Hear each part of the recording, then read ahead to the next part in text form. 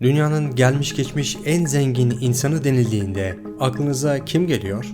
Durun tahmin edeyim. Microsoft'un kurucusu Bill Gates. Belki de Amazon'un kurucusu Jeff Bezos. Hayır, bunlardan hiçbiri değil. Birazdan bahsedeceğim kişinin ne kadar zengin olduğunu anlamanız adına 2021 yılı başında Forbes'a göre dünyanın en zengin insanı olan Jeff Bezos'un 177 milyar dolarlık zenginliğini göstereyim. Bu 12 basamaklı sayıyı idrak edebilmek öyle çok da kolay değil. O yüzden daha betimleyici anlatmam gerekirse, klasik bir Amerikalı işçinin saat başı kazancı en düşük 7,25 Amerikan doları. Ortalama kazancın ise 10-15 dolar olduğunu söyleyebiliriz. Özetle Amerikalı bir vatandaşın yıllık ortalama kazancı 97 bin dolar civarında. Basit bir hesaplama yapmak gerekirse, standart bir Amerikan vatandaşının harcadığı 1 dolar, Jeff Bezos için 1,2 milyon dolar değerinde. Günümüzde 1 doların 8,5 TL olduğunu düşünürsek, Jeff Bezos'un 10 milyon TL harcaması bizlerin herhangi bir bakkaldan aldığımız 2 adet 2,5 litre kolaya denk düşüyor. Jeff Bezos bu video çekilirken tam 57 yaşında. Bir insan ömrü için uzun sayılabilecek 90 yaşına kadar yaşadığını düşünelim. Ölmeden önce 177 milyar doların tamamını tüketmesi için her gün 14,6 milyon dolar harcaması gerekir. Bu bir günlük rakam, ortalama kazanç sağlayan birinin ömrü boyunca çalışsa bile yaklaşamayacağı bir servettir. İşte bugün videomuzun da konusu olan dünyanın gelmiş geçmiş en zengin insanı Jeff Bezos'tan çok daha zengin biriydi. Tuhaf olansa bu insanı belki de çoğunuzun hiç tanımıyor olması. Bu kişi 14. yüzyılda yaşayan Kankan Musa. Gelmiş geçmiş en zengin insan.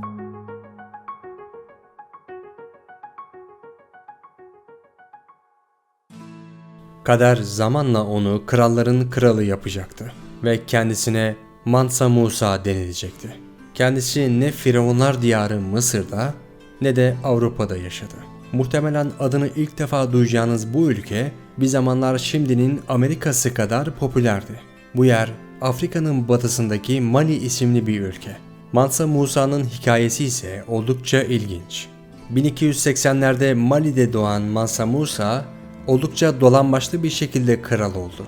Kral 2. Abu Bakari, Mekke'ye uzun bir seyahate veya hacca gittiğinde Kankan Musa yönetici yardımcısı olarak atandı. Atlantik Okyanusu'nun uzak bölgelerini keşfetme vizyonları olan 2. Abu Bakari, yardımcısı olarak Musa'yı atadı. Abu Bakari, Atlantik'in uzak ucuna ulaşana kadar veya yiyecek ve su bitene kadar yolculuklarından geri dönmemelerini emrederek 200 tekneyi denize gönderdi. Uzun bir süre sonra bir tekne geri döndü. Herkesi boğan büyük bir girdabın hikayeleriyle. Kral Abu Bakari kaptanın hikayesine inanmadı.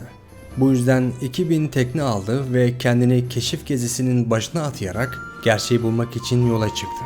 2. Abu Bakari asla geri dönmedi. Onun yokluğunda Kankan Musa tahtı devraldı. Mali İmparatorluğu'nun 10. hükümdarı olarak.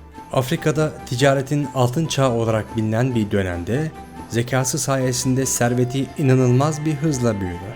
Onu iki şey zengin etti. Birisi altın, diğeri ise tuz. Evet, bildiğiniz tuz. O zamanlarda, yani bundan yaklaşık 700 sene önce Avrupa, Asya ve Afrika'daki altının neredeyse yarısı Mali'deki altın madenlerinde çıkarılıyordu. Elbette altınla zengin olmak gayet normal, fakat tuzla neyin nesi diyebilirsiniz. 1300'lü yılların Afrika'sında tuz inanılmaz derecede değerliydi. Neredeyse altına eşdeğer. Tabii eğer doğru kişiye ulaşırsanız. Bildiğiniz gibi tuzun günlük hayattaki kullanımı oldukça fazla. Yemeklerde lezzet vermenin yanı sıra koruyucu amaçla da kullanılıyor. Tuzun sahibi siz olunca fiyatını belirlemekte yine size kalıyor. Mansa Musa da tam olarak işte bunu yaptı. Fiyatını kendi belirledi. Böylece zamanla zenginliğine zenginlik kattı. Peki Mansa Musa ne kadar zengindi?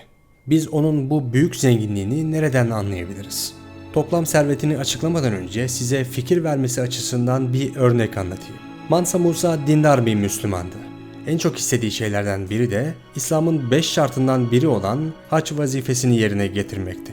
Musa buna karar verdiğinde dünyanın en ihtişamlı yolculuklarından birini görecekti insanlık. 1324'te Mali'den başlayan yolculuğunda Ona eşlik eden binlerce asker, sivil ve kölelerin yanı sıra kalan yaklaşık 10 ton altını taşıyan deve ve atlar vardı. Batı Afrika'dan başlayan yolculuğu Tageze'ye, sıcak Sahra çölünden Kahire'ye ve ardından Mekke'ye ulaştıktan sonra son buldu.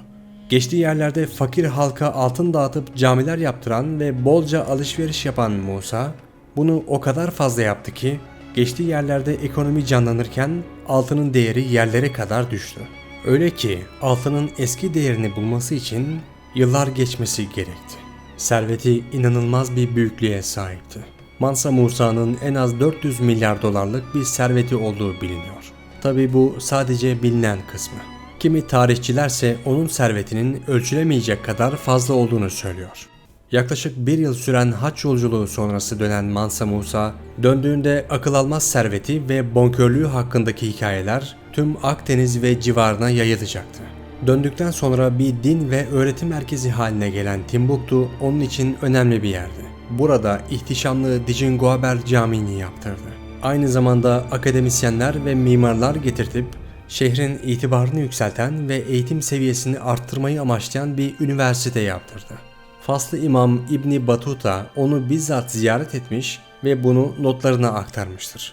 İbni Batuta'nın gezdiği yerleri gördüğümde ayrıca büyük bir kaşif olduğunu da öğrenmiş oldum.